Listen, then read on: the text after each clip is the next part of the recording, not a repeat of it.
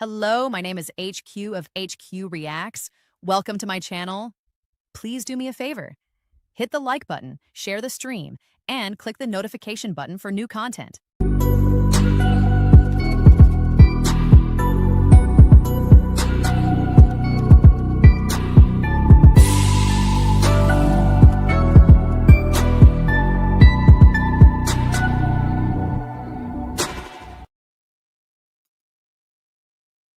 Hello, everybody. This is the Sunday, one of those easy breezy Sundays, and I just picked a random topic that I wanted to talk about, right? And I had not seen this interview with Erika Kirk. Erika Kirk, she gets a lot of flack, but we really cannot tell what is going on with the young lady just by her demeanor, because we don't know her. We just know of her since she was married to Charlie Kirk. We knew Erika Kirk, right? And I thought it was an interesting subject to talk about, right? She was a kind of a dichotomy. This modern woman, older woman, who meets this younger man, charismatic young man, because he was already into Turning Point USA by that time, right? So he had already been the face of Turning Point. So she met Charlie Kirk, right? And, apparently that set off a whirlwind of relationship. And he knew immediately that she was the one. But I'll let her tell the story, right? So I really wanted to do this because it was about marriage and family. And I believe in marriage and family. And I believe in people having love stories. And these days, people are always talking about it's so very difficult to find somebody to love, or so very difficult to get involved with people that people always are fighting about falling in love and not being able to find the exact person or the right person.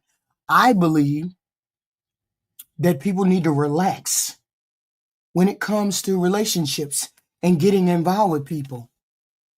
I hear a lot of people on panels say traditional marriage, traditional this, traditional that. Most of us are not traditional. Traditional marriage, as many people think of it, was built for a very different world. One where strict gender roles, limited options for women, and rigid expectations shape people's lives. Today, our society is different.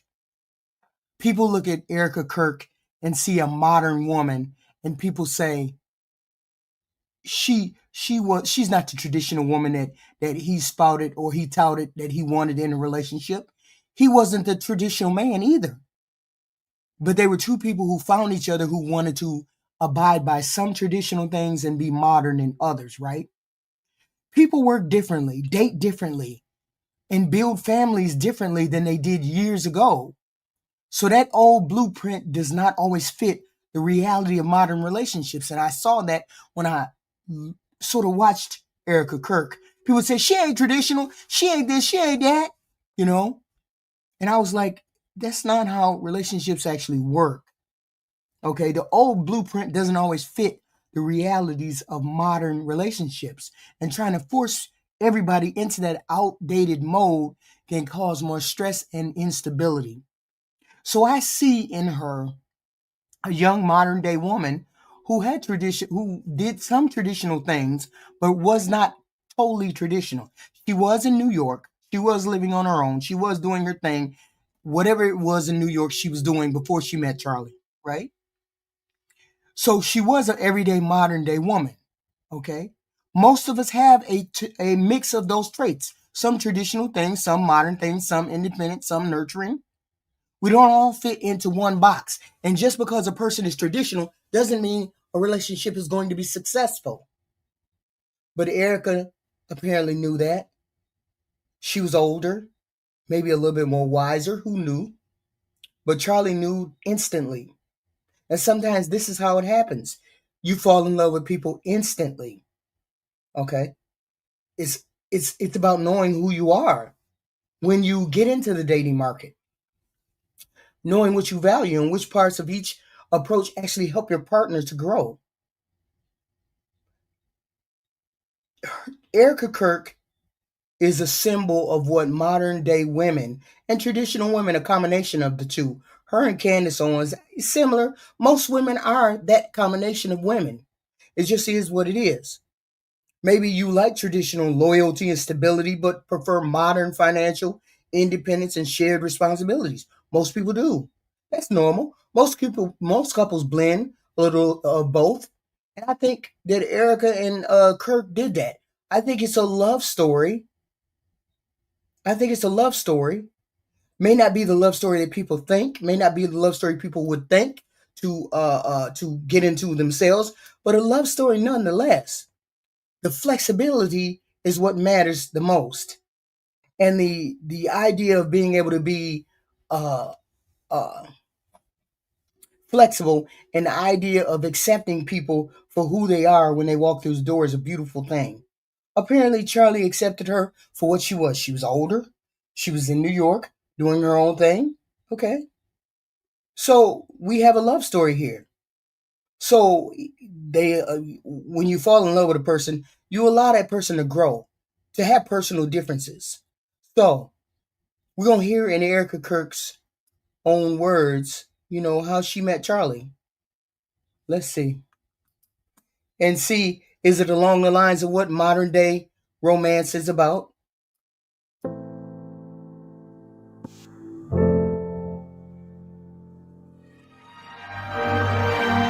God is not done with America, and our best days are ahead. Every single one of you need to say, God, I am willing. Use me. Use me for your purposes. Liberty is God's idea, not man's idea. Nobody does what we do at Turning Point USA, but it starts with all of you. This is about saving Western civilization. Sadly, we just started getting word just a couple of moments ago that Charlie Kirk has been shot. The cries of this widow will echo around the world like a battle cry. The next speaker is a very, very special speaker. She is my hero and the love of my life. Join me in welcoming Erika Kirk.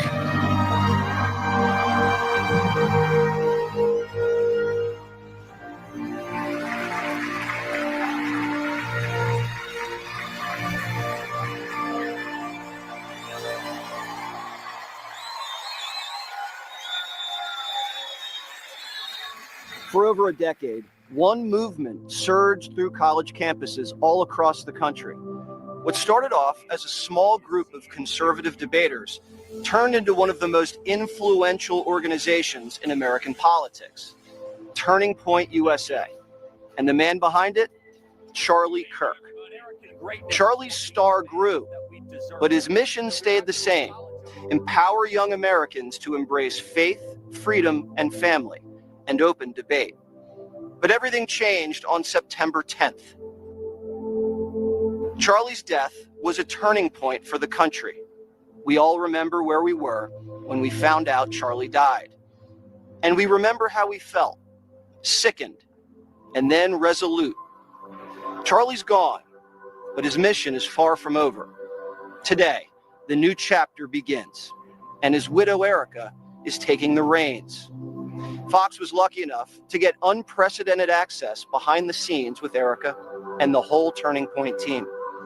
They're picking up the torch and carrying a movement that Charlie created.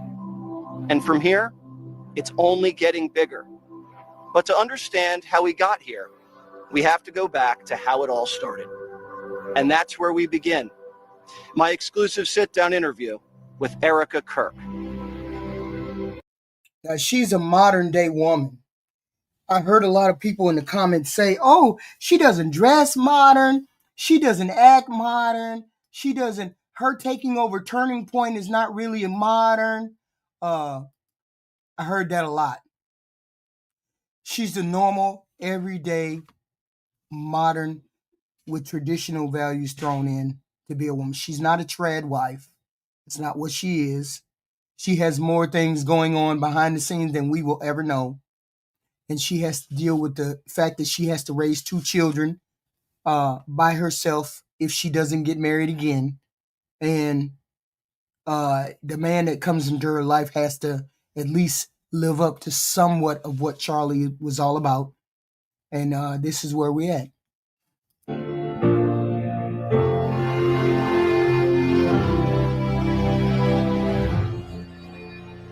Who was Charlie Kirk? I can't help but smile when I hear his name or say it. He was the love of my life, still is. Phenomenal father. Incredible man, good friend, very loyal. He had a great dry sense of humor. He built something so incredible, and he was a bridge in our country, meaning he had the gift of communication. He could talk to the younger generations. He could talk to a donor group. He could talk to the President of the United States. Charlie and Erika first met through their mutual friend, the now... But this is not about Charlie. This is about Erika Kirk. Charlie is a different subject. We understand that. But this was about Erika Kirk and the meeting. COO of Turning Point, Tyler Boyer. Erika, a college athlete and former Miss Arizona, had graduated from Arizona State University. She was living in New York City. And Tyler had what he thought was the perfect job for her. He said, we have this youth organization, would love to get you involved. I briefly met Charlie for maybe 2 minutes. Quick handshake. Hi, nice to meet you. Mind you, I did not know after that brief meeting that Tyler and Charlie had sat down, and Tyler was like, this is the girl that I need to hire for something with regard to the faith component of the outreach that they were trying to start. And he was like, so next time you're in New York, you really should sit down with her. And then that kind of sparked into everything else. They did end up having that meeting in New York, and what started as a job interview quickly drew the spark that Erika was talking about. And so then we had a great time, and it was about 15 minutes in, I quickly pivoted away from wanting to hire her to wanting to date her. And now we know how that worked quite well. He grilled me for hours. Grilling is probably not the proper term, but we debated back and forth. Philosophy, politics, theology, anything that Charlie loved to talk about, we talked about it. And afterwards, he was done eating and he just looked at me and he goes, I'm not going to hire you. And I said, I did not need the job. I said, I was fine with consulting with you guys if you needed anything with regard to help. I have plenty of things going on in New York City. He said, I'm going to date you. I said, you don't want to just be friends for a little bit? And I told her I had enough friends and that I didn't want to be friends with her. So that was kind of a non-starter. But if she wanted to date, that would be great. I had enough friends. And I think she still finds that to be very funny, but I meant it. See, he just met her. And he instantly, it was the unexpected connection between them. She didn't fall in love with him immediately. He fell in love with her immediately, though. Okay. I mean, it just starts with two people minding their own business, and then life throws them together. That's how people are supposed to meet. That's how people are supposed to date. That's how people are supposed to fall in love. All this predetermined stuff. Well, you got to have this. No wonder the dating population and the marriage population is down to dirt. Because nobody wants to fall in love spontaneously. Nobody opens themselves up. But apparently they did. Apparently she did. They bumped into each other. Somebody decided that they wanted to give her a job. She didn't need the job. She just wanted to meet with him to see what they had to say. And she ran into Charlie. And Charlie was like, yep, she the one. Instantly knew she was the one. Wow. Okay. And I tried to process that on the walk home and that's when I called my mom.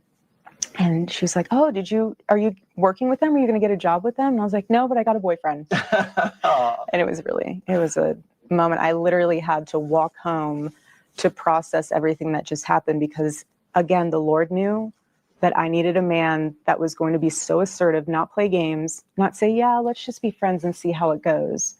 Let's just talk it out. No, he was so direct. He was so clear. I want to date you with the intention of marrying you. That's how it's done. That's how it's supposed to be done. I want to date you to see where this goes.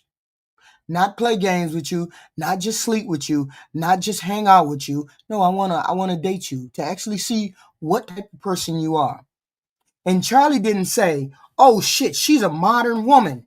She's a modern woman. She living in New York. She doing her thing in New York. I can't date her. She's beautiful, blah blah blah. And she'll never date a man like me.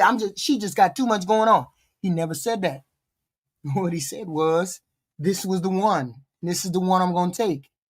Regardless of what her lifestyle was, what her background was, who she was dating, he didn't care. People focus on too much stuff they can't change when it comes to being in relationships, when it comes to falling in love with people. It's just weird. That's why it's difficult for me to deal with romantic, deal with relationships online, talking to people online, because you don't listen. Most people don't listen. They think they need to have an advantage over someone instead of just falling for someone and then having your house. What's the worst that could happen? Your heart get broke?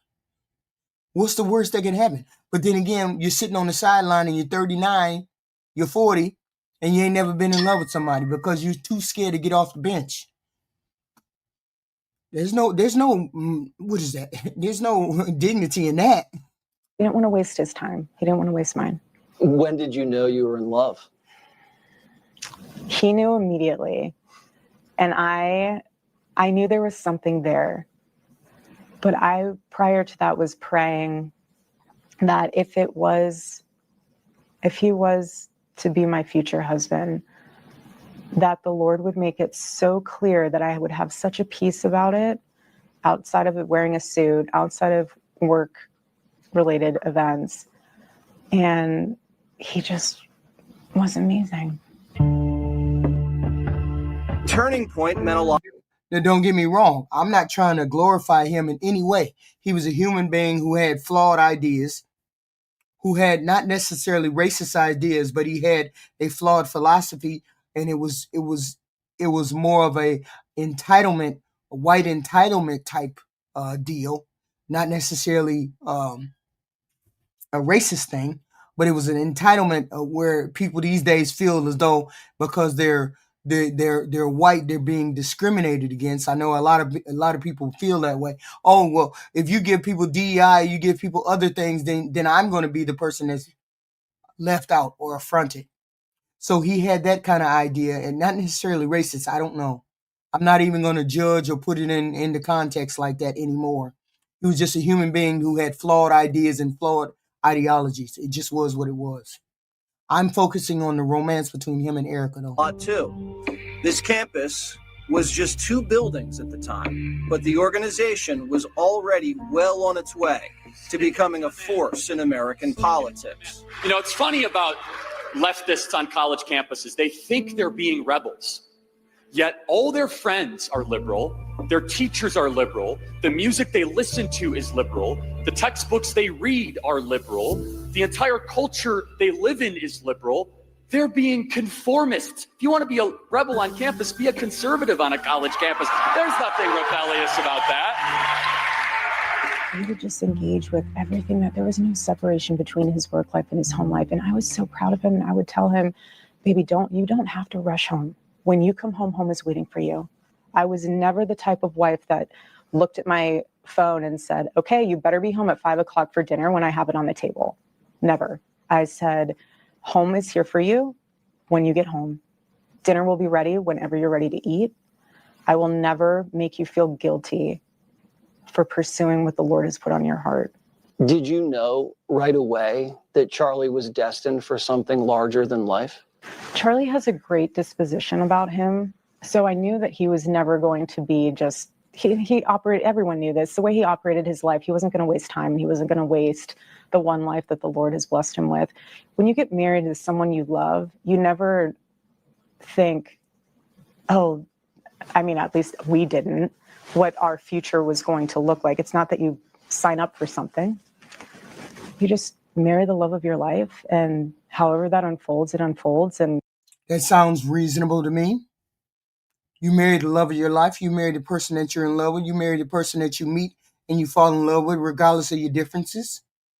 You know, some things are predetermined. Some things are destined. I mean, if you hang around with all Catholics, or you hang around with all Protestants, or you hang around with all bikers, 9 times out of 10, you're going to fall in love with a biker or a Catholic or whatever. But most people randomly meet, and that was how they met. We both have very similar understandings, and I knew his life would be important. All of our lives are important, but all I cared about was loving him and being a wife to him, being a mother to his children. That to me was so much more important. Everything else I could care less. Charlie was so disciplined. He had his routine. I know. He worked out. He did. He did his reading. Yeah. Are you now stepping into that? Him and I are very similar from the standpoint of making yourself a better person as life goes on. We all live many lives, and we all are constantly trying, at least Charlie and I, we're constantly trying to improve ourselves. We always worked out. We had the same trainer because him and I were athletes. It always goes back to the basic and simple things. He loved eating clean. He loved all of that stuff. But something that was so powerful about Charlie is that he mastered self-control. He mastered. I think it's the look. I think it's her eyes. I think it's her eyes that don't seem to come across as having any feeling in them. I think that's what it is. A lot of people feel like she's cold, and it's the color of the eye, and it's the dead stare, which is really weird, and I get that. But I mean, nobody can know how she really feels. Nobody can know the insides of the workings of a relationship or a marriage. I wouldn't be surprised. I wouldn't be surprised within 2 or 3 years that she finds herself a husband, or she finds somebody that can, sort of carry the mantle. Hopefully it's not anybody in Turning Point, because they probably won't accept it. But, somebody at least decently available, maybe somebody quieter. Who knows? We don't know. He would say, know your nature. He mastered that. He perfected that. From the standpoint of, yes, he was very hard on himself. I have the journals to prove it. Very hard on himself. But he held himself to such a high standard because he wanted the people that were around him to be better also. He wasn't going to be a leader that told people what to do and not do it. He worked so hard. He did. He was the hardest working person in my business I've ever seen. Was that... You notice he said in my business. And people try to glorify what Charlie Kirk was. Charlie Kirk was a speaker on campus. He was a podcaster. This is what he was. Who had influence, but he nevertheless, it was still a podcaster, and he still was a news person, or a podcast, or whatever you want to call him. He wasn't any more than that. He was just an influencer. I mean, there's a lot of influencers that are even bigger than he was, because I didn't know him, right? I didn't know him. I knew Joe Rogan. So Joe Rogan had to be bigger than Charlie. Maybe not as much influence, but bigger in terms of people knowing him. We're not glorifying Charlie Kirk at all. We're looking at his wife and the relationship that they had together. Okay, Charlie Kirk was what he was. He was a racist, homophobic, if that's what you say, and a sympathizer.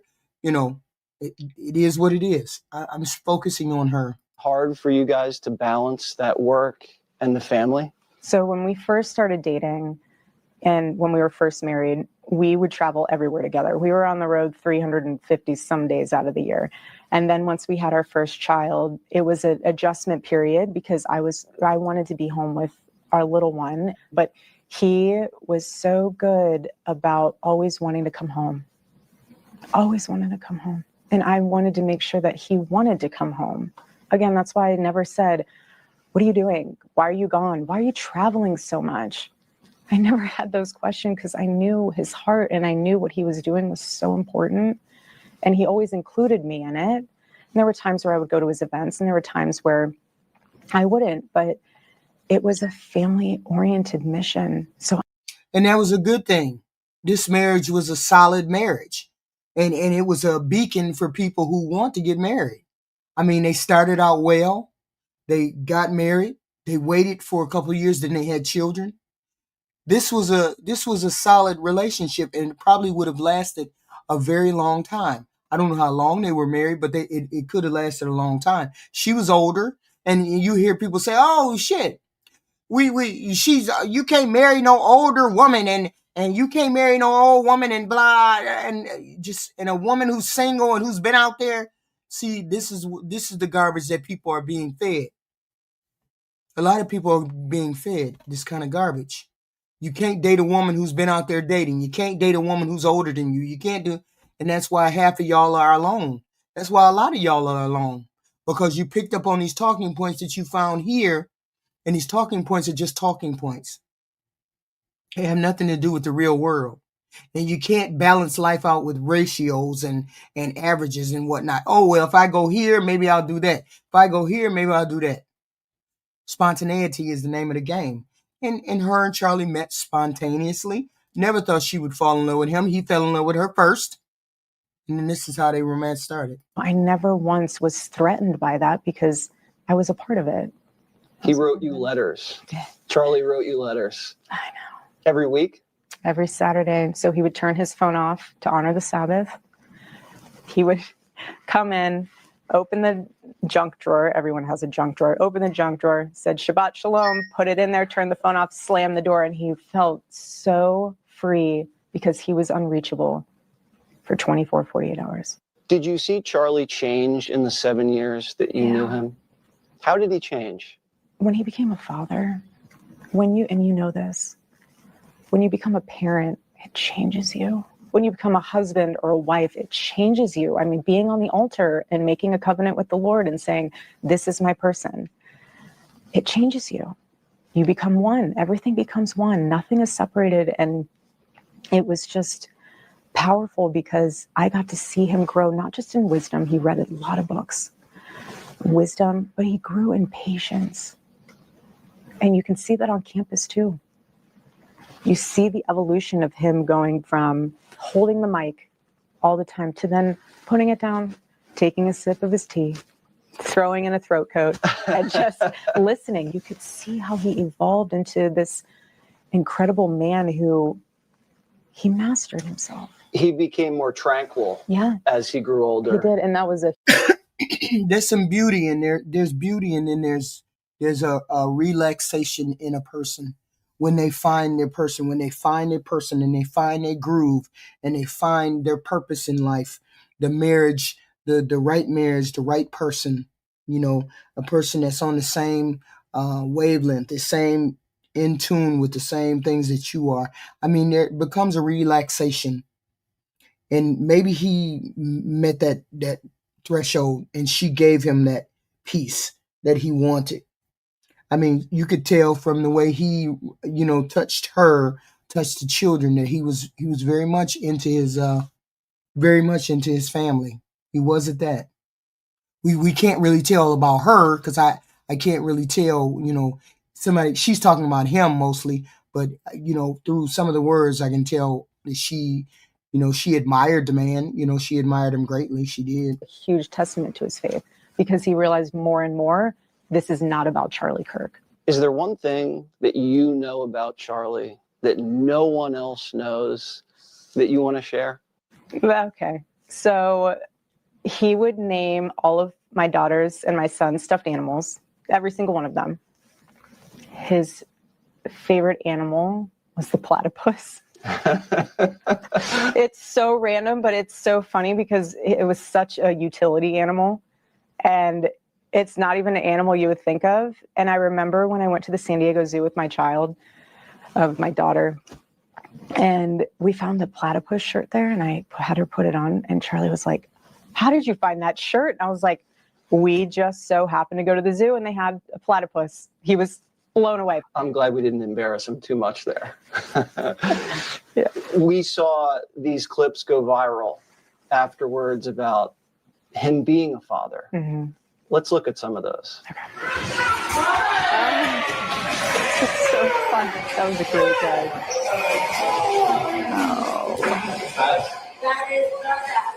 So we're here at Bill's Burgers in New York City.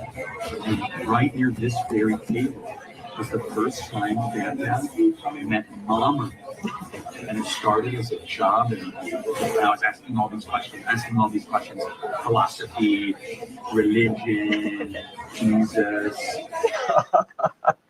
So fun. He was so fun. What kind of relationship did he have? I just don't like the way I never see the tears from her. That's the only thing I don't like. The tears, you never see the tears from her. I'm going to give her the benefit of the doubt that she loved him. I'm going to give her that. But I don't see the tears about her. Maybe, you know how people, wait a minute, how do I explain it? Sometimes people can love you to the depths of their soul, 100%, and then some people can only love you so far because they're incapable of loving people to the 100%, but they are capable of loving you to the 70%. I think she loved him to the 70% and not necessarily to the 100%. I don't know how to explain it, but it is what Have with each child? When you ask that, I can't get this image out of my head of, this feeling too, where she's far from perfect, Oscar.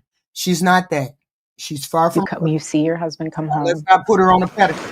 Or you as the father come home and the kids just run to you. His relationship with them was so precious because they're so little. So it's not like you're teaching them these amazing things, but somehow he still found a way to incorporate it in little ways. But his relationship with them was so pure and precious because you see him being on stage in front of thousands of people, commanding the presence, telling them all about Western civilization, telling them all about what's going on in the world, telling them why they should care. And then you see him come home and just be a dad. Go play with them in the pool. Love on them. Tickle them. Play with them. Like, even if it was just with his stuff. But isn't that amazing that he was he drew such perfective. People thought he was so perfect, and yet some people thought he was such a reviled human being. The thoughts and his obsession with DEI and XY, and they found him a repugnant human being. How do you make that leap from being this perfect to being reviled by some people? Half people can't stand you, but the other half love you. How does that happen? He either had to be his true self, his true motivations. I'll leave it to the end what I really think about Charlie Kirk. Animals. Play with them. What do you see of him in the them? Kids? It's funny because my son loves to throw balls and baseball bat and footballs. And my sweet daughter, she's starting now to want to say little speeches. So we all are sitting there to listen. But you know what's so sweet is that my daughter's starting to want to put our son to bed at night in his crib.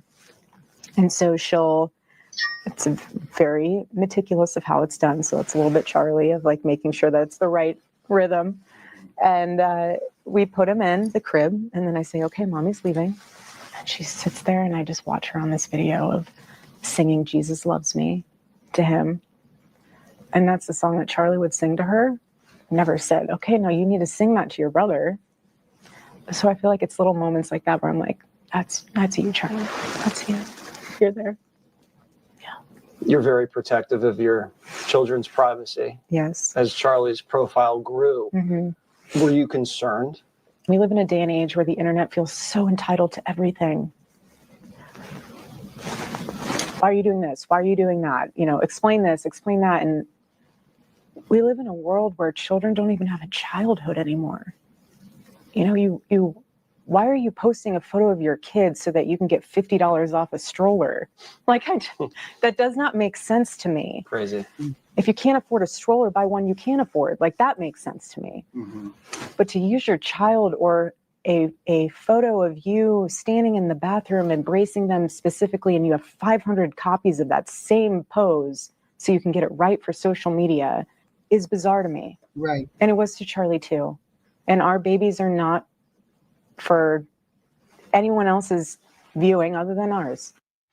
You notice that every time they posted a picture of their children, it was always the back of the children. It was never the front. I admired that about that particular aspect. I noticed that instantly. You never saw the children's faces. Very rarely did you see the children's faces. They were always off camera. Their back was always turned. So they always protected their children. That's an admirable quality. I mean, they did mostly everything right.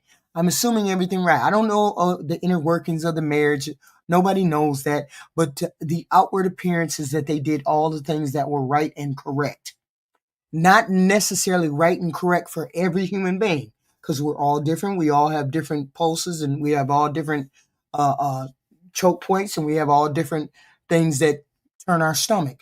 So their life may not have been my life, or their life may have been something else. But I mean, for all intents and purposes, they did protect their children, which was a good thing. You know, she really does come across as really off to me, but I'm giving her the benefit of the doubt. In our family. And why would I want AI images of my children out there? Why would I want, and yeah, we get kidnapping threats. We always have. We get death threats. We always have. You're just smart about it. Protect what you love. Protect who you love. I want to show you a video of Charlie talking about TPUSA. Okay. Well, you're about to embark on something that is much bigger than yourself. This is about us. This is about the country. And the eyes of the whole nation are again on Turning Point. We're building something bigger than you, bigger than me. We're building an experience to help save the country. And if this type of intensity bothers you, well, then don't go work for Turning Point USA. You can go work for the Department of Labor or something, okay? Because here we do excellent things. We do big things. We make history here at Turning Point USA. It's going to be early mornings. It's going to be late nights. But you all get to know that you're doing something rewarding. That is not just, a career, you check the box, but lives will be changed. I mean, how blessed are we that we get to be here celebrating the country, and this is our job. It's pretty awesome. There's the one thing that I hear from speakers throughout all the years. Your team is so impressive, and they're so young. Why is it, everybody? Because for us, we hold ourselves to a higher standard. This is not just another DC gig. This is about saving Western civilization.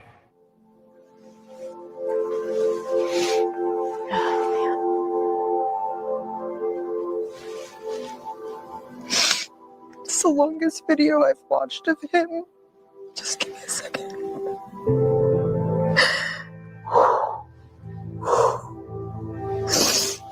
Take your time.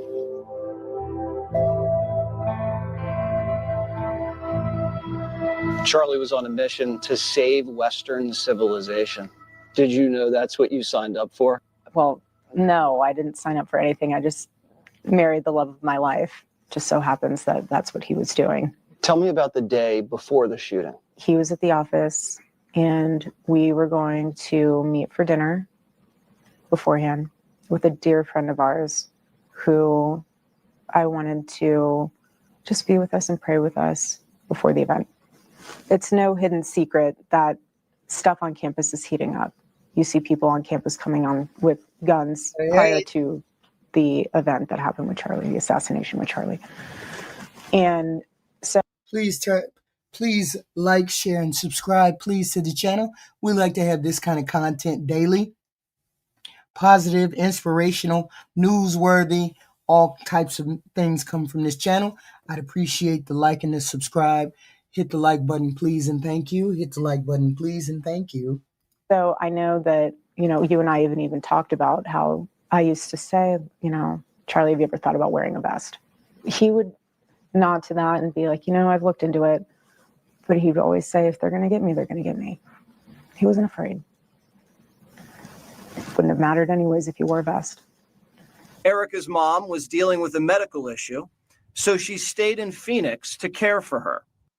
She planned to join Charlie at the next scheduled Turning Point event at Colorado State just a few days later. I thought she was there. And well, thank goodness she wasn't there. I thought she was there when he got shot. I wasn't sure, hadn't heard, but now we know she wasn't there. He was like, home needs you. Home needs you. Be home. Come with me on Thursday to the next event we have. And so for him that night, he was so excited. I mean, he just was like, I can't wait. It's going to be the best. And he got up around 2:45, 3-ish to go into the kitchen to grab a snack. And our daughter had woke up around that same time. We live in a small space, so you can kind of hear when everyone's kind of shuffling around. And so she came to our room and she stayed in our bed. And he always loved when Gigi slept in our bed because she's, you know, little ones, they like curl up inside of you and like they're just nuzzled in.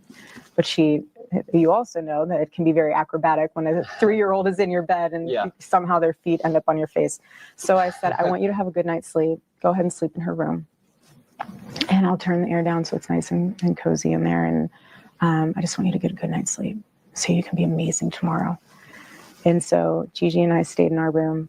And that morning he woke up super early and he came into our bedroom, into the bathroom, because that's where his wedding ring was and his necklace. And he came in and he grabbed that. And then he left. I didn't even get to give him a kiss goodbye. When we return, he was at peace. And I gave him a kiss. One of the hardest moments of my life was leaving him in that room. First time I've ever called her during a campus tour. Within seconds. I called Erika. I just remember it rang like 3 or 4 times. I didn't know what to say. Those are the words that will change someone's life forever, and you have to be the one to say it. That was the first time I've ever called her during a campus tour stop. And so Mikey called me, and I'll never forget him just being like, Charlie's been shot. He's been shot. Get the kids. Get security. Get the kids. Get the kids. He's been shot.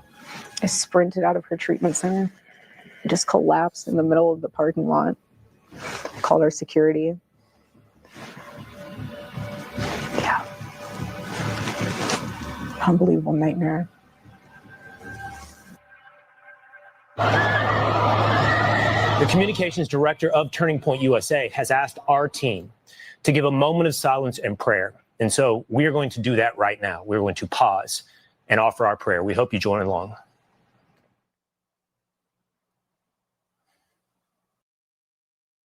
He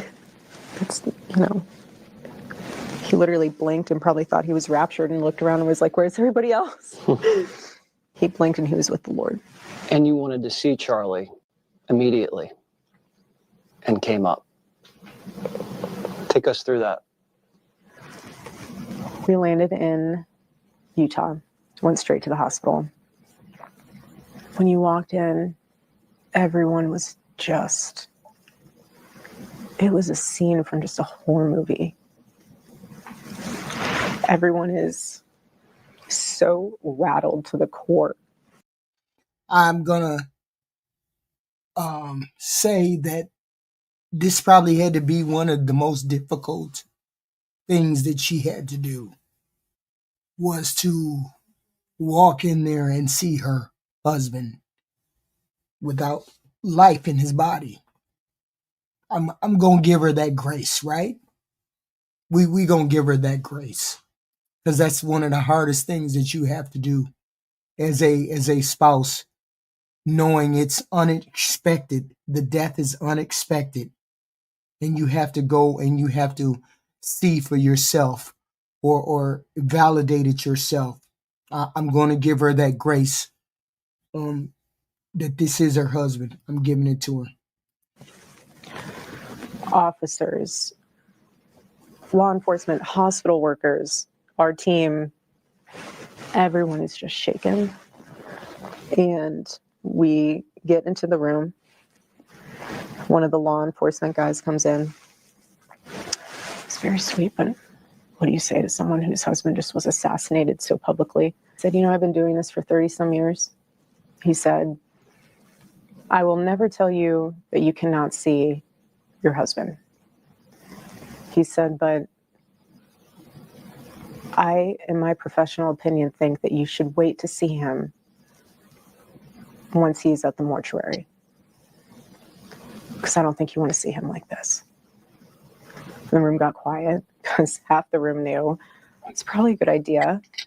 And the other half of the room was like, there's no way she's listening to you right now. And I responded back to him and I said, with all due respect, sir, I said, I want to see what they did to my husband. And I want to give him a kiss because I didn't get to give him a kiss this morning. And I said the same thing to the doctor. When the doctor came in, I said, I want to see my husband. He said, I'll make sure that happens. And I did. And I got to see him. And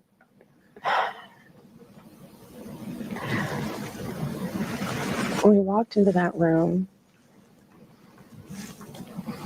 he still looks so alive, because he just, and I'm just so glad I saw him, because you know this, when you see someone pass at the mortuary, they never look the same when they're at the mortuary. They have this awful makeup and they're cold, and he was still warm and his eyes were slightly open. But you know, it was so powerful, Jesse. He had this smirk on his face. It was so sweet. He had this smirk on his face where it meant three things to me. First, that he died doing what he loved. The second was that he was at peace. And I gave him a kiss. Gave him a kiss. And then before I left the room, which was one of the hardest moments of my life, was leaving him in that room. Excuse me. I looked at him and I thought to myself, that smirk to me is that look of, you thought you could stop what I've built. You thought that you could end this vision, this movement, this revival. You thought you could do that by murdering me. You got my body. You didn't get my soul. Do you know how many transgender Americans have been mass shooters over the last 10 years? Too many. By that time, the video was everywhere. How do you process that? I never saw the video. I never will see it. I never want to see it. There's certain things you see in your life that you can never unsee. There's certain things you see in your life that mark your soul forever. I feel the same way. I never saw my husband's body. I couldn't do that. I could do a lot of things, but I could not do that. I don't want my husband's public assassination to be something I ever see. I don't want my kids to ever see that. And for people who actually enjoy watching that, which is quite literally sick, what if that was your father or your brother or your sister? There's a perspective shift there. We're human. Life is fragile. And there is so much beauty in this world. Why would you waste any portion of your life looking at something so evil? Charlie was answering a question about trans violence when he was murdered. Do you think that was a coincidence? I don't believe in coincidences.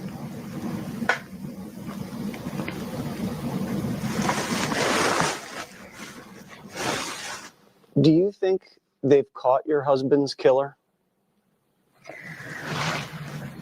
So, something I'm so grateful for is that we have one of the most incredible teams for this case. I would never wish it upon anybody to have to go through what we are going through. To have seen the autopsy report, to have seen the different evidence portions that have been collected. I trust our team. There's other theories swirling around about Charlie's assassination. Right. How does that make you feel? When everything happened, my phone died and became a black hole. I just didn't turn it on for weeks on end. I've intentionally insulated myself because I need to guard my heart, and I need to be there for my kids, and I need to be there for Turning Point. And what I've realized through all of this is that everyone grieves differently. Everyone is trying to figure out, and I don't blame them, how does this happen? How does somebody become so radicalized where they can justify this in their own head? We just lost one of the greatest voices of our generation. Why? How? What's behind it? Like, everyone's trying to process this. And I respect that.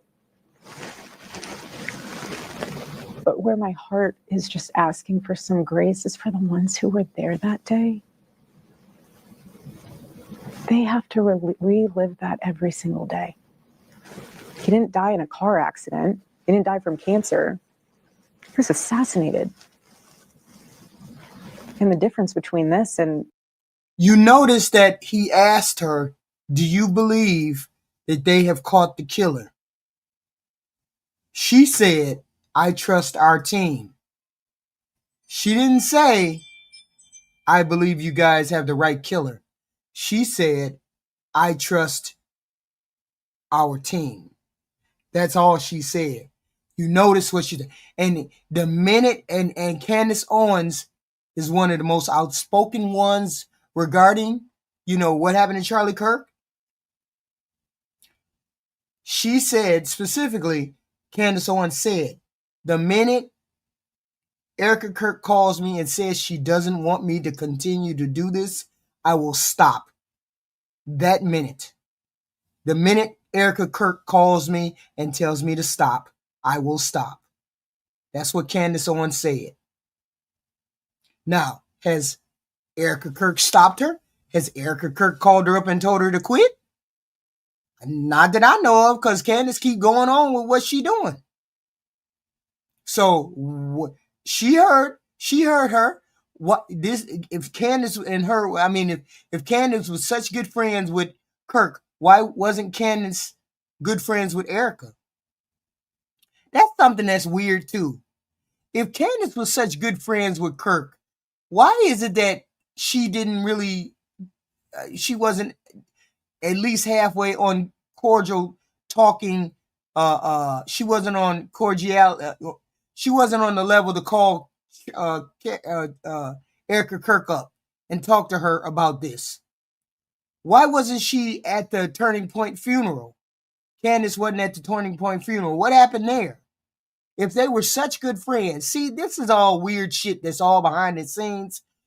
Everything about this ever since this president became president, it's been weird shit after weird shit after weird shit. And the weird funeral that they had for Charlie Kirk was even weirder. That's just even weirder. So I was like, okay, so why wasn't Candace Owens invited to the funeral? So she wasn't invited to the funeral, but she was good friends with Charlie. So, but if she was good friends with Charlie, then that should have been the end of it. I'm one of those people, if you're good friends with my husband, I don't have to like you, but I knew you loved my husband or cared for my husband, I would have invited you to the funeral, even though, me and you might not have get along. And there's there doesn't seem to be any kind of animosity between them, but just the standing that you weren't at the funeral and you saying you're the best friend, something is weird, or you were good friends is weird. Something weird is about that. I don't know, just my thought. Previous assassinations in this country, there was no social media. There was no AI. I can tell you how many fake images are out there of all of this. And again, my only request is that just please pray and consider and think about whatever you put online, because it's going to impact his kids in the future. I don't want my kids to go on the internet one day when they're older and see things that it's just, we're all trying to process this in their own way, and I appreciate that. But just some grace would be nice. Do you feel safe? I do. What are they going to threaten me with? Going to heaven sooner to be with my husband? And I don't say that to be reckless. I do not. I do not say that because I'm out in the streets. Like, here I am. Wait a minute. What is who gonna threaten her with? She wasn't in the limelight, so why would she be worried about somebody coming to get her? She wasn't the person that was out front talking, so why would they even come for her? Why would she even worry about what happened? Why would she even worry about getting murked? Why would that even cross her mind? They weren't after her. They went after Charlie. Why is she not worried about something? What? She gets death threats too? What? Find me, and it's not at all. It's a fearlessness that's rooted in the understanding that I will have my day and my time, whenever that is. When the Lord knows that I've completed my mission. And I'm not afraid. Charlie wasn't afraid either. We never lived in fear. If we did, we wouldn't get anything done. And I can't help run alongside this mission of Turning Point USA and raise my babies with fear. I can't. That's not a life to live for anybody. What's the hardest part of your day? The nighttime, always. I'll tell them about my day. What Democrats wrote what harsh stuff about her? I'm confused. You mean the harsh stuff she's getting from both sides? The harsh stuff she's gotten in this comment section from both Democrats and Republicans, saying she's not really grieving? Don't put that all on Democrats. It's a lot of you Republicans out there saying crazy shit about her too. Don't do that. Don't put that all on Democrats. I talk to him all the time. But the nights are the hardest. Being in a bed by yourself. Y'all are weird. You maggots are weird. Rolling over, trying to goodnight kiss that's not there. It's, and anyone who's a widow knows what that means. How painful that is. Excuse me. I think they told her behind the scenes, because you don't cry, because you're not showing any tears, then people don't believe you. She got burnt from both sides, Republicans and Democrats, because they never saw the tears. Those are tears on her face right now. She has tears on her face. I'm saying previously she didn't have tears on her face. So she was getting slapped from both sides. Okay? It wasn't just a Democratic thing. It was a Republican thing and a Democratic thing. She was getting roasted by everybody. It's so easy to take the little things for granted. But you know what's so interesting? I was thinking about this the other day. It's so easy to be in a position of feeling regret when you lose someone you love. And I tried to read a book by C.S. Lewis because he lost. Are you serious? Are you serious? Oh, where are you serious? As racist, as misogynistic, as Islamophobic as Republicans are, why the hell would a Democrat, why the hell would a black person be over there? Y'all don't stand for nothing as Republicans. You don't stand for shit.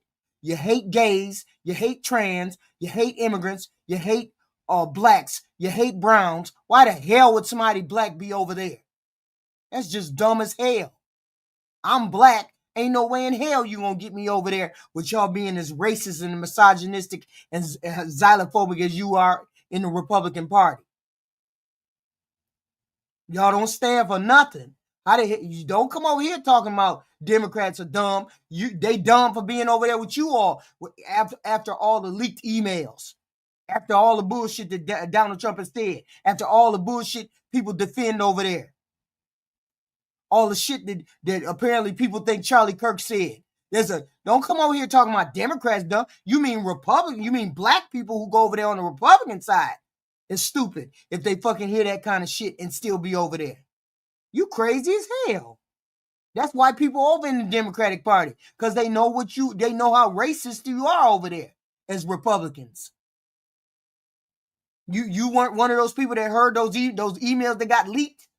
You ain't never heard of Nick Fuentes? Shut your ass up.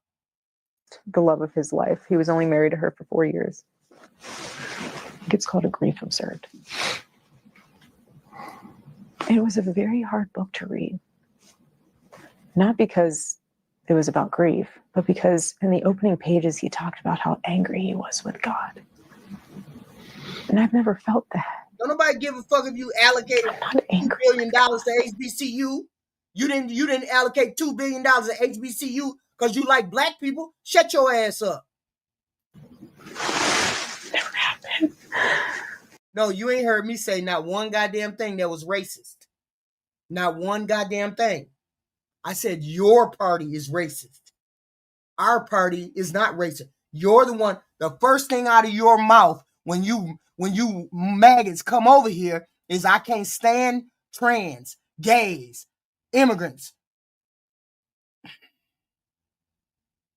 That's racist. That right there is all the hatred people need to hear. All the hatred that people need to hear. You don't never hear people on the Democratic side say, I can't stand gays. I can't stand trans. I can't stand immigrants. I can't stand. You don't never hear Democrats say that. You always hear that on the Republican side. Stop it. So that's your side. That's racist and have a problem. That's your side. That's not my side. And ain't no black person that got sense or got a noggin on their head would be over there dealing with you all, calling people names, saying you can't stand gays, trans, brown people, or black people. You all say that stuff. First thing y'all do is come in the chat room talking about I don't like the gays or the trans. You'll never hear no Democrat go into a room and say that. Ever. So stop it. Never have I questioned, why, Lord, are you putting me through this? Why are you testing me? Why are you? Because God is so good and he's so sovereign. And I know he uses everything, even what the enemy meant for evil. Every time you all go into a chat, the first thing y'all say is, I'm not going to be a Democrat because they like those gay people. They like those people in the bathroom. They don't know what a girl is. They don't know what a woman is. Those immigrants need to leave my country. We always hear that from you Republicans. You don't hear that from no white people. You don't hear that from no Democrat. You always hear it from Republicans. Y'all don't know what a woman is. Y'all don't know how to keep people out of sports, those men's out of sports. We know what men are. Y'all got to get those people out of our country. They taking our job. We hear that from you Republicans. Stop it. So don't say nothing about Democrats. It's Democrats doing it. We don't do that over here as no Democrat. Y'all do that on y'all side. So you ask why black people are over in the Democratic Party? It's because we don't do that over here. We mostly accept everybody over here. Y'all the one who got the limited view on who you want to accept. Stop it. And I have no regrets. And I think that that's why processing this for me is probably different than most, because people say, how can you do all what you do? And it's because I loved and still love Charlie. Did you watch the news after the assassination? Because there were some people saying that Charlie deserved to die. Mm-hmm. Charlie had it coming. There's so much beauty in life. I don't know why. I'm sorry, y'all. I'll open the cage for the goofy people to come out. As you can see in the chat, they're asking all kinds of weird-ass questions. Goofy, only the goofies is over here asking the weird-ass question. What's a woman? What's a man? Y'all like people in the bathroom. What's Mexican? What's the Chinese race? Just goofy shit. It's only Republican people who do that shit. Why you would waste your time saying somebody deserves to be publicly executed in front of everyone. Hate to hear it. That's just, why would you say that? Again, that could have been your parent, your spouse, your I'm a dumb loved Democrat. one. Get the fuck out of here, Tony. You think it's funny Get the fuck out of here. until it's someone you love? Don't come back. I would just ask them to really Trash ass MAGA. The hell wrong? reassess their priorities in life. We're over here having a conversation about Erika Kirk and her husband. Then you get some idiot coming to a chat talking 2-point crazy. I don't like to talk 2-point crazy, but I will. I'm not having a conversation about Democrats and Republicans. I'm having a conversation about Erika Kirk and her loving her husband. You need to respect that. But you come over here and say something dumb about black people don't need to support the Democratic Party, and then we hear and then we run into bullshit like the emails that were released a couple weeks ago. What Trump says, what this young lady's husband used to say, nobody is going over there that shouldn't be over there. That's why the Democratic Party is supported by black people. Because it's a coalition of all races and all people. That's the whole point. You all don't seem to want to accept that. You all want us to be something other than that. You all don't want us to accept everybody. That's your problem. Keep your shit in your own backyard. But you never see a Democrat walk into a Republican space and say, I can't stand those gays and all that, those gays or those trans, or y'all don't know what a woman is. You don't never hear no Democrat come over there and say that. Or men and women in men's sports, you never hear no Democrat come out their mouth and say nothing like that. So don't come over here talking like that and expect a nice reception from me. Because I believe in accepting every person for who they are. We all deserve to have a place and a space on this planet. And for all intents and purposes, the Republican Party doesn't want to accept people for who they are. They just want to accept them as white Christian nationalists, and they want to be X, Y, and Z, and that's all they want in their party. So if that's all you want in your party, don't be mad at the coalition over here that we got things going on over here where we accept all people. Don't be mad at that. Stay over there in that white Christian nationalist party that you want. Black folks ain't welcome over there. That's the way we feel. That's the way most black people feel, that they're not welcome over there. So since you're not welcoming for us to come over there, I can't help that. I can't help that. They get a high off of watching someone be murdered. Jimmy Kimmel lied about your husband's murder and didn't really apologize. Mm-hmm. What would you say to Jimmy Kimmel? Same thing I told Sinclair.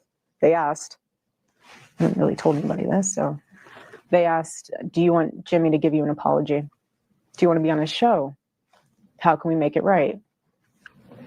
Through our team, I responded. I said, tell them thank you. We received their note. This is not our issue, not our mess. We are grieving, and we have an organization to run. My husband never told people what to say. You do what you think is best and right, and I prayerfully wish you the best. But I will never ask someone to give me an apology that they don't genuinely mean. That's between you and the Lord. If you want to say I'm sorry to someone who's grieving, go right ahead. But if that's not in your heart, don't do it. I don't want it. I don't need it. Where are we going now? He acquired and purchased all these buildings. This is the final building. Oh my goodness. I know. Everyone's sending. We're not saying that we're all about being gay or trans. We never said that. What we said is we leave people to be in their own goddamn bedroom. That's what we do. Democrats leave people to be in their bedroom. I'm not worried about whether you're gay or you're trans or anything else. That's your party that worries about gay and trans people. Your party that's worried about people getting indoctrinated. It's your party that worries about that. My party doesn't worry about that. I'm not saying they don't care about gays or not. I'm saying my party doesn't want to run into somebody's bedroom. Okay? We're not worried about that. And when black people can vote whatever, stop it. Stop it. We already know who voted for what. The whole point is the Republican Party is losing people in droves. The independents, the Hispanics, and the blacks. Because they cannot stand the wacky behavior that is going over there. That is going on over there. And the hypocrisy that is going on over there. Okay? I'm a sane moral person, and I don't give a shit about LGBTQ agenda. And I don't believe it's being pushed off on our children. I believe the whole point of is to accept people for who they are. That is what it is. Sure we do. Sure we do. This is goofy talk. And I don't have time to talk to goofy people. All of this here, they received tens of thousands of letters, cards, gifts, personal Bibles. That's the problem. Your party wants people to think like you all. Everybody let's all shun and hate the gay people. Let's all shun and hate the LGBTQ people. Let's throw them in a corner and not like them. That's just wild to me. And then you expect people to go over there. That's the whole point. Nobody's going over there. Nobody wants to go over there. You've got made it an aversion. You made it unpopular to be Republican. Made it unpopular to be on the Trump side. You've made it unpopular to be a MAGA. Everybody is turning away from that philosophy. Okay? We can see the drag that it's having on our country. I don't know about you gays. I don't know about you immigrants. I don't know about you black. I don't know about you black. You seem to be malfunctioning. I'm perfectly fine. I'm perfectly fine. Healthy, fine, the whole nine. Paintings and more. A lot of this is from when people came to the campus, the Turning Point USA offices, and left it outside the gates. Also, a lot has been mailed. I mean, it's just unbelievably humbling. But this is all mail. I told them not to throw. It has nothing to do with the Hispanics going for the whole trans thing. The Hispanics don't like you putting their family out the country and in alligator Alcatraz. They don't like you doing that. Voting for self-deportation is insanity. And I'm pretty sure most of the Hispanic people ain't insane. So they're leaving your party in droves because now they see you either have the purity test of turning away gays, trans, throwing Hispanic people in the alligator Alcatraz, throwing people out of the country blindly. Nobody wants that. Nobody wants that. I don't know why you all think people want to have that kind of negativity. You Republicans don't stand for nothing. You hate gays, trans, black, brown, immigrants, Islamic people, Muslim people. You hate everything. You don't stand for nothing. You hate everything. You don't stand for nothing. Nobody wants to not stand for anything. That's the whole point. So please, stop. Stop. Don't ask me why black people ain't over there. They're not over there because you guys don't stand for anything. And the independents and the Hispanics are learning that too. Anything away. I want every single. They voted for it, and now they can't stand it. Now they can't stand it. For when, if the day gets hard at your desk, you come into this mailroom, and I want you to come in, and I want you to pick up any of these cards, and I want you to read it, so you can put into perspective why you work here. This is my children's favorite section. This is the section that I tell them that in heaven, Daddy he's orchestrating with his friends to send them little presents so that they never forget that Daddy's watching over them. So whenever I bring the kids here at the office, I always let them grab one thing to play with. But I mean, it's really sweet. You don't have to believe me. That's all you have to do is believe the polls.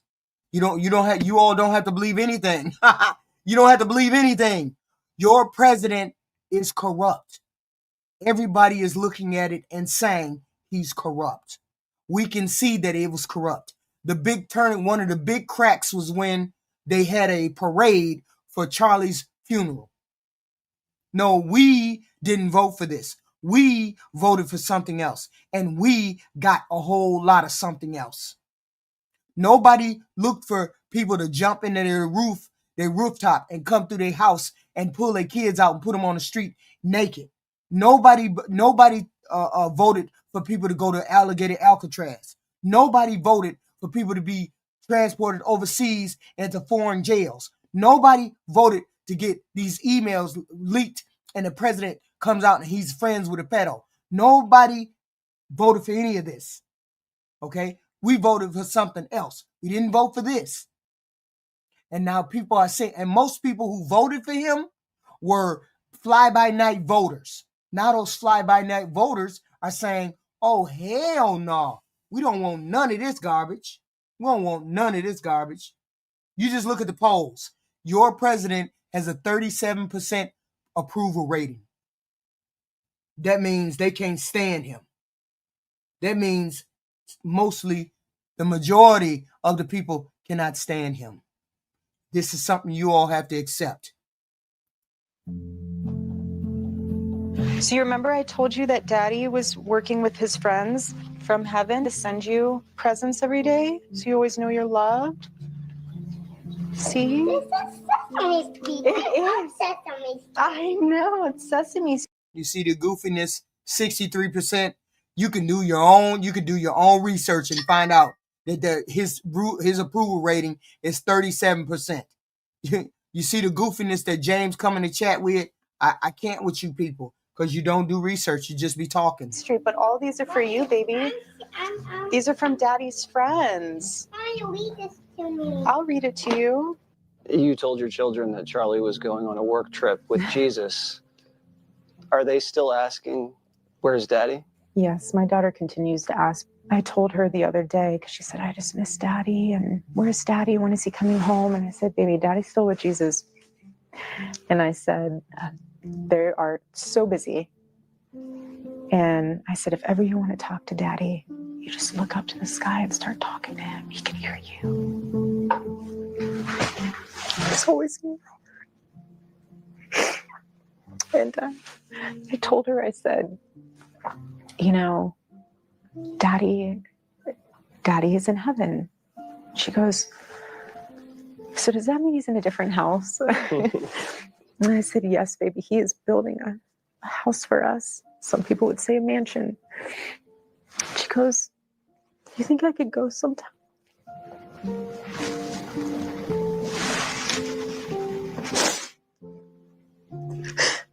Excuse me. Children are so precious. I said, baby, we will all go one day. We will all go one day. It makes me speechless because it's for the kids. And that's how I can keep telling the kids, you know. See, that's how I knew you was lying, James. I knew you was lying. His disapproval rating is 63%. This is what you got on there. His disapproval rating is 63%. His approval rating is 37%. That's how I know you're being disingenuous. That's how I know you're lying. That's how I know you're lying. The CNN poll is 63%. They disapprove. His approval rating is 37%, like I said. He's underwater and nobody can stand him. Daddy's thinking about you and loves you, and all these people. I mean, it's endless, which is amazing. Yes, baby. The alleged assassin, Tyler Robinson, is eligible for the death penalty if he is found guilty when this trial comes, and what a trial this will be. It's still not over. There's a trial coming up. The defense wants to ban cameras in the courtroom. How do you feel about that? You just goofy, James. You just goofy. There were cameras you all don't know how over to my read husband when he was murdered. You just goofy. There have been cameras all over my friends and family mourning. There have been cameras all over me, analyzing my every move, analyzing my every smile, my every tear. We deserve to have cameras in there. Why not be transparent? There's nothing to hide. I know there's not, because I've seen what the case is built on. Let everyone see what true evil is. Let everyone see and know how it happened, how it even got to this point.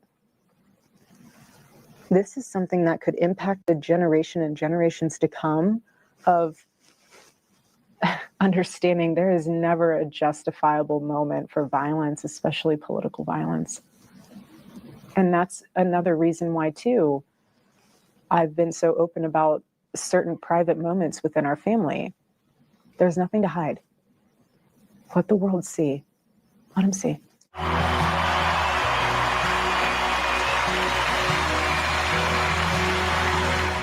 On the cross, our Savior said,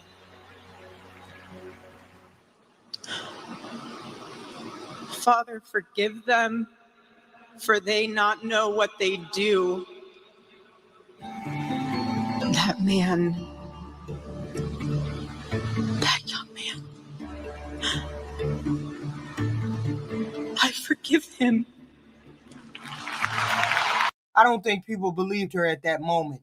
It was just too convenient for her to, it was just too convenient. I don't think they believed her at that moment for her saying that. I can't really tell. I can't really tell whether she's acting or she's not. I can't really tell. I'm going to give her the benefit of the doubt. I'm going to give her the benefit of the doubt. I mean, to some extent, is a little bit of acting. To a certain extent, it is.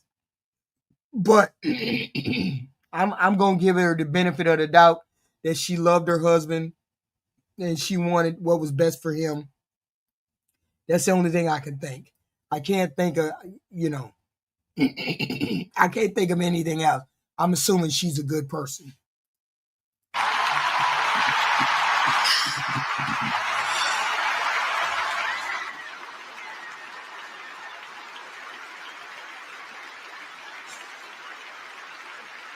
You shocked a lot of people when you forgave Tyler Robinson.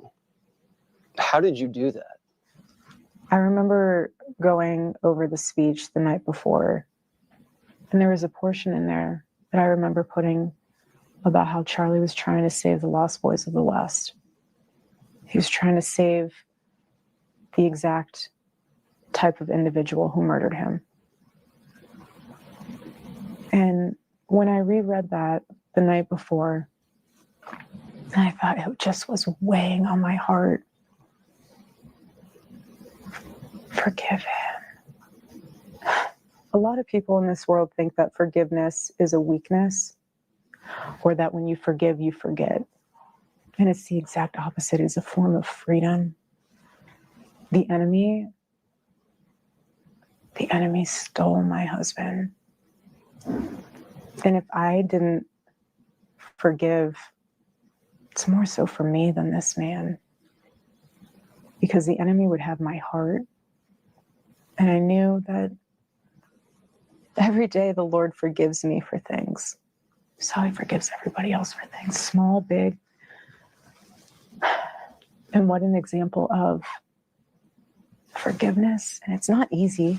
It's not easy. It never is easy, but it's freeing. It's so freeing. And again, it's not a weakness, but it's a way for me to be able to say, you'll never get me. You'll never get me. Would Charlie have forgiven his killer? He's in heaven. And he sees everything, full picture. And I truly believe that if the Lord, which this does not happen, but if the Lord gave him an option, right, to return back to earth, and if the Lord said, this is what your death is going to be the catalyst for, do you want to go back and exchange it? He'd say no. Wow. He'd say no. If convicted, do you think your husband's killer should get the death penalty? I do not want this man's blood on my ledger when I stand before the Lord. I want the government to decide. It's biblical too. Justice will ultimately be served. When we return, this is your first major. What he wanted, his vision for these events was stadiums. He always wanted them to be massive. And then she turns up and gives J.D. Vance a really good, nice hug, which turned people against her even further. And that had nothing to do with Democrat or Republican. This was a Republican and a Democrat thing. Thought this was very wife-like, I guess.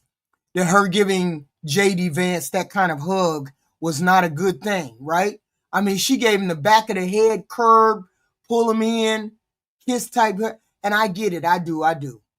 After he criticized his wife Ursha for not changing her religion, I wonder why she don't want to change her religion to Catholic, and why he didn't change his to Hindu or what?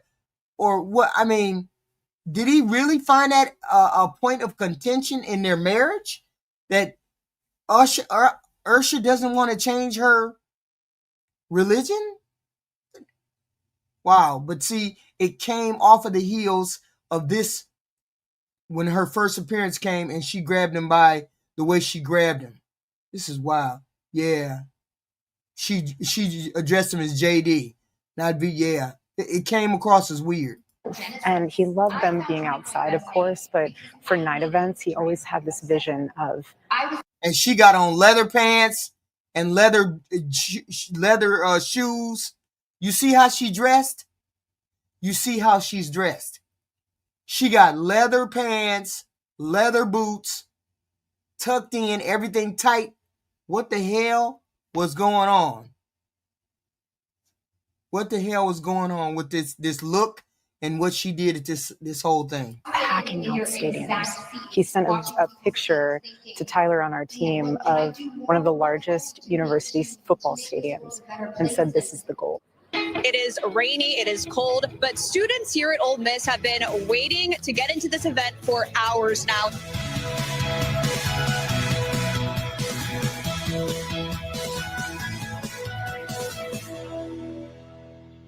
Well, you have about 10,000 people out there. I'm humbled. Why Ole Miss? I didn't say I had a problem. I don't have a problem with it at all. This is a problem I'm saying people had with it. I said people had a problem with it. I didn't have a problem with it. It is what it is. She wore what she wore. You know, I wouldn't have wore it, but I don't have anything to say about it. Maybe she was doing something ahead of time. Maybe she had some other prior engagement and that's what she wore. I never thought anything about it until I saw people online having a conniption fit because she had on what she had on. And she grabbed JD like she did. I'm not vilifying her. I just said, I don't care one way or the other. Well, that was a stop that Charlie had on the list, and him and JD were going back and forth on, which stop they would do, and it just so happened to be this one, and we just wanted to keep everything in motion that Charlie wanted honored from the standpoint of he already had this set up. And so with everything that JD and Risha did for myself and Charlie afterwards, how could you not? Introducing the vice president tonight, JD Vance. He's really been there for you. He's a blessing. Him and Risha, they are the most incredible people. Incredible. With such genuine love. I mean, just everything they did for us was so humanized. I mean, they were there for us. They've been there for us. Your husband's life was taken on a college campus. You're here now on campus. Do you feel safe? Yes, because I feel Charlie with me here. You feel Charlie here right now. I know you do too. I feel him too. Well, God bless you. Jesse here. And God bless Turning Point USA. The next speaker is a very, very special speaker, and she has had a heroic last year, and I believe she's the best mom in the world. Truly the best mom in the world. She is my hero and the love of my life. Join me in welcoming Erika Kirk. The movement didn't die with Charlie. It's getting bigger. Half of the campus is here right now. This place is at capacity. You can feel the energy. And that's good. That's amazing. It's an amazing point. But there's some things that need to be corrected, and there's some things that need to be, pointed out. Charlie had very controversial views about what he thought about his place in society. He didn't think he had any kind of white privilege, and most white people don't think they have white privilege. And he specifically had it because this country was built for white men. And so they don't see the peons or the rest of us that are down here that struggle to get equality all the time. So I question, his thoughts about that. Erika, I can't really tell her feelings about most things. Most of her feelings were expressed here about what she thought about Charlie and not really her own thoughts. So it is what it is. But it's a religious thing, I guess. Not a lot of people are going to join it. We feel like maybe it might be a cult. Who knows what it is? Nobody knows what it is. I'm not a religious person like that, so I would never join a thing like that. I don't need guidance. I'm not a person that needs religion to guide me because I've always been a moral and an upright person. So some people need things to help guide them in this world. It just is what it is. And it's a movement for people. Charlie's murder might seem like we're standing in a shadow, as if death was the victory meant for the enemy, but looking around in this arena, you are proof that this light of truth burns so brightly. Yeah, but it does work when you walk into a bank. You and I walk into a bank, they're going to give you a loan quicker than they're going to give me one, Jeb. That's when your white privilege works just fine.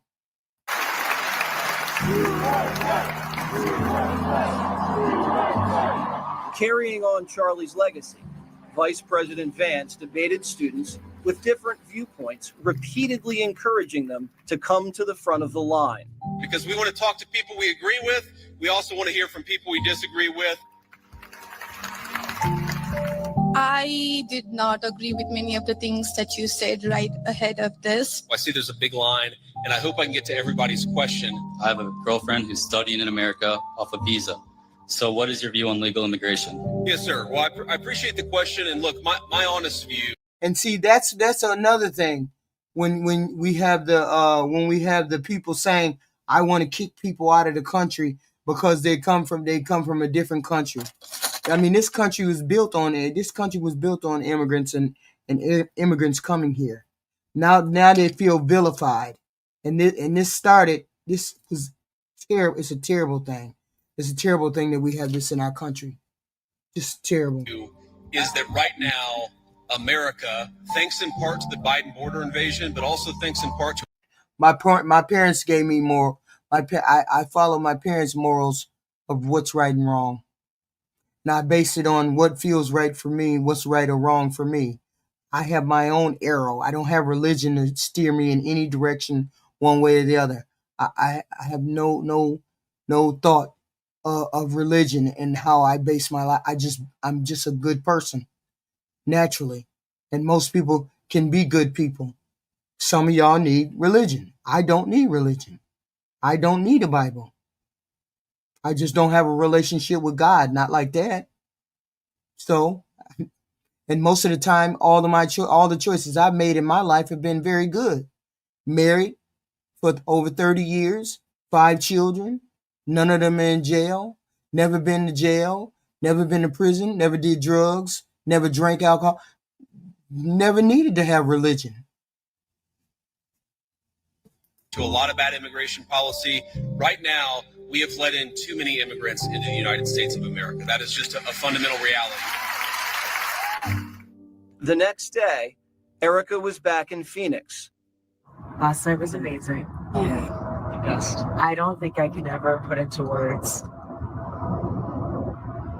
I mean, obviously, that was my first campus. I mean, if I'd done a campus event, it was sitting, next to Shirley. I mean, I always got it. I always supported him for everything, but now to see it. Oh, there was a point where I couldn't even catch my breath. Like before we went on stage, and they played that video. I know. That intro video. I had to to hear my husband say, She is my hero and the love of my life, Erika Kirk. she's the love of my life. Yeah. So when we first started dating, I asked him, I was like, why don't you wear a cross? I was like, why? You say you're a Christian, but you don't wear a cross. He's like, I don't know. I'm not a jewelry guy. And I was like, I understand. So for his first birthday present, I got him this cross. And then throughout time, I would always add different medals to it. And so he loved St. Michael. And so, every time he'd put this on, he just felt like it was his armor. Yeah. Yeah. It's really sweet.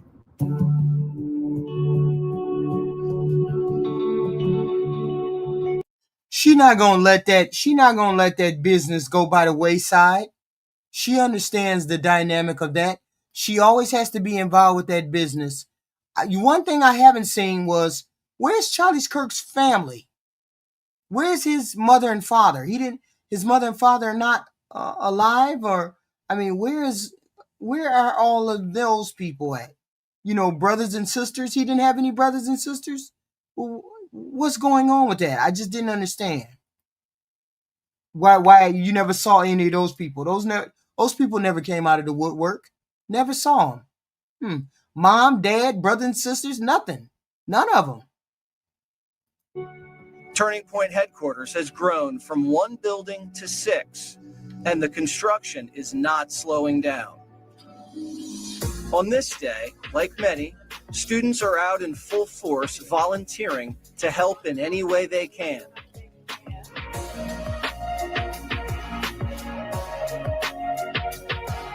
Can somebody tell me what's the point of Turning Point USA? What was the point of Turning Point USA? What is their point? Is to turn every person into a Catholic, or what was it? What was the point of Turning Point USA? I don't understand. Because they're going to be defeating themselves. It's a futile effort if you're trying to turn everybody into a Catholic. It's a futile thing.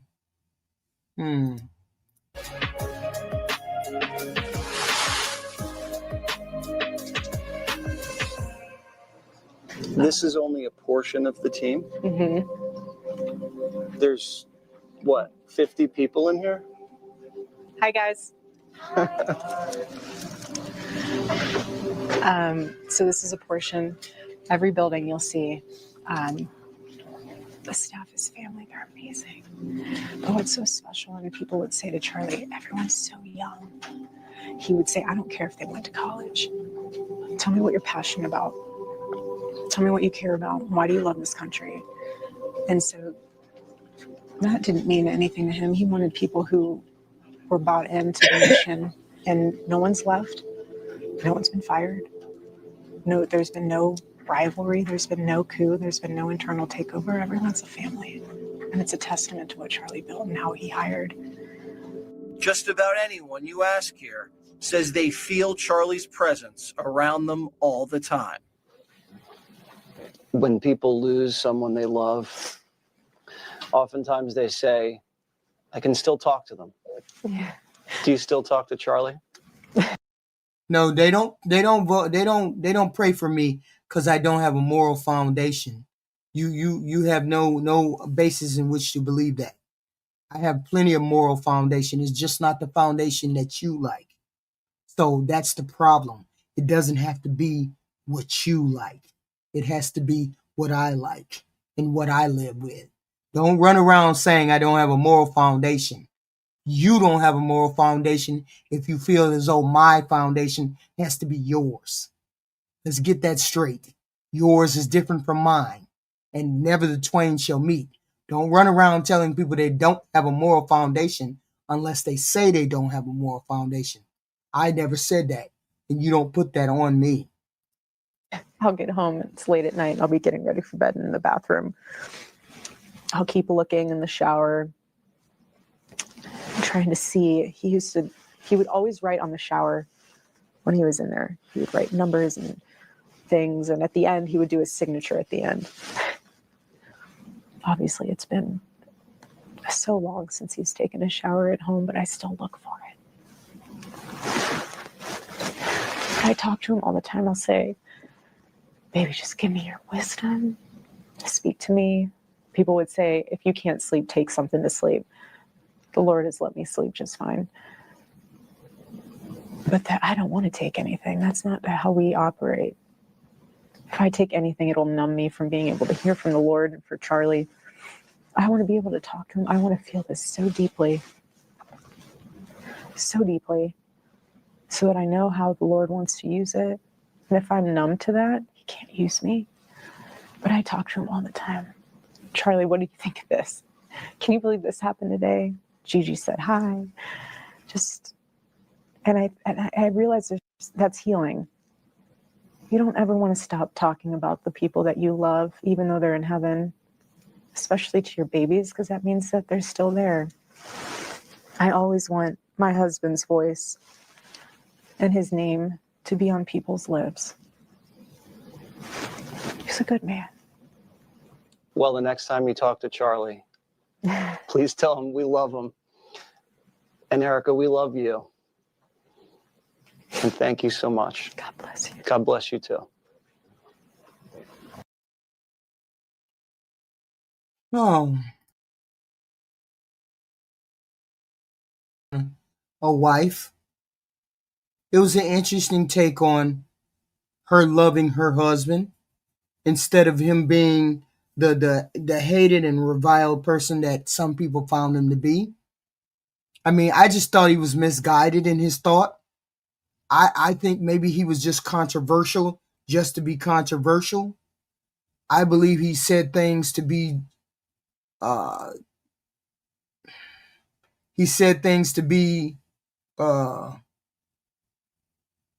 just out there. It is what it is. That's how some people do it. Some people I'm not saying he didn't believe the things he believed. I'm just saying some of the stuff was so wildly outrageous that it was weird, and it is what it is. And somebody said, I meant to address this one thing. You can have, and I can have a moral foundation without being religious. Let's be clear, okay? You all hit the like button and the subscribe and the share. We have this content like every day. We have something every day that we come out and we talk about. And this is what we're talking about today. A lot of people can build morality on human-based and secular foundations rather than a religious belief. A lot of us do. I did. Okay? I did. It is just the way that I am. Secular morality. But that's for another time, another day, right? Nobody has to be religious if they don't want to be. As I stated, some of y'all need guidance like that. I didn't need guidance like that.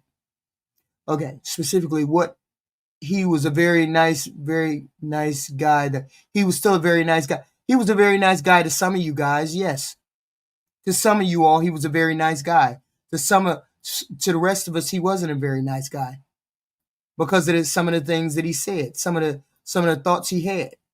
Okay, my understanding was he said he made talking points and they were wrong. Some of the talking points were wrong, and some of the things I looked up that he said, he was wrong in what he said. So, maybe he was just misguided. I don't know. I don't understand the whole thing, but outrageous. Something called 1350. That was outrageous because that was debunked by the FBI. And 50% crime or whatever, that 50% crime, it wasn't committed 50% crime. It was 50% arrested. Arrested and actually doing the crime, two different things. So it is what it is. So that was a misleading statement that he made, right? And 13%, it's not 13% because not all of us commit crime. And it's a very small percentage of us who do. Okay. So it is what it is. Yeah. Oh, just because I don't agree doesn't mean it's not right. I don't agree. I can only go by statistics. I don't know anything about right or wrong. I just go by statistics. If you say 15% of the people commit 50% of the crime and you don't have anything to back that up, then you're either disingenuous or you're lying. And he used to say that all the time. But the real truth is, you go to the FBI statistics, and the FBI statistics says 13% of the people, we're all 13%. Of course, black people are 13% of the population, but only 50% get arrested. 50% get arrested for X, Y, and Z. Not 50% commit the crimes like he used to say. 50% get arrested. Arrested and actually being convicted. Two totally different things. So therefore, yes, he knew what those statistics were, and he put those statistics out there as a lie. Okay? So the whole point is you go to the FBI statistics. Don't talk to me about it. I don't know anything about it. All I know is I looked that particular statistic up, and that's what the FBI criminal labs came up with. That's what their stats came up with. 13% of the people get 50% of the arrests. That doesn't mean crime. Okay? So it is what it is. And that's not it. Okay. So I'm just going to go by what the FBI said. I'm not going by what you said. You can get into your feelings, but that's not what the FBI said. FBI said 50%, 13% of the people, black people, commit 50% of the arrests, have 50% of the arrests, not 50% of the crime, not 50% of the murders, none of that. No, I don't want to hear about committing crimes on the street. I listen to the statistics. That's the only basis that you can base things on. You can't base things on your emotional responses. I don't base things on emotional responses. I base things on statistics. Just like statistics say the most I'm not even going to get into that. Just go to get the statistics. Don't talk to me about what I see on the street. What I see on the street is not what I hear in the news. Because I can walk down any street anywhere and not run into any kind of issue or any kind of problem. So if I can do that, then I know the statistic that people be spouting on here are lies. I go by the FBI statistics. I don't go by what you say in your emotional responses. Okay? Because you don't live in Chicago, you don't live here and there, so you can't really say that those things are true. Okay? So would you all please hit the like, share, and subscribe button? We have this content like every day. We have this content, weird subjects, maybe people, maybe things. You never know what we run into. Okay, might be some news tomorrow. I think I'm gonna do something on Venezuela because it looks like we're ramping up to invade Venezuela. So I might have something on the Venezuela piece and see what's going on there. I appreciate you all. Please hit the like and share and subscribe button. I appreciate all of that. Okay, I appreciate all of that. And love is starting. No, people. That's people. Those are anecdotal. Those are anecdotal stories. Those are not statistics. Okay. When you go and you get 3, 4, 5 different statistics and they say something different, and then my friend runs into my face and says, no, Kamala put all of those people in jail. My friends went to jail because Kamala put them in jail. No, I'm not. I tend to believe the statistics, what's on paper. I'm not going to believe you and your buddies. So it is what it is, right?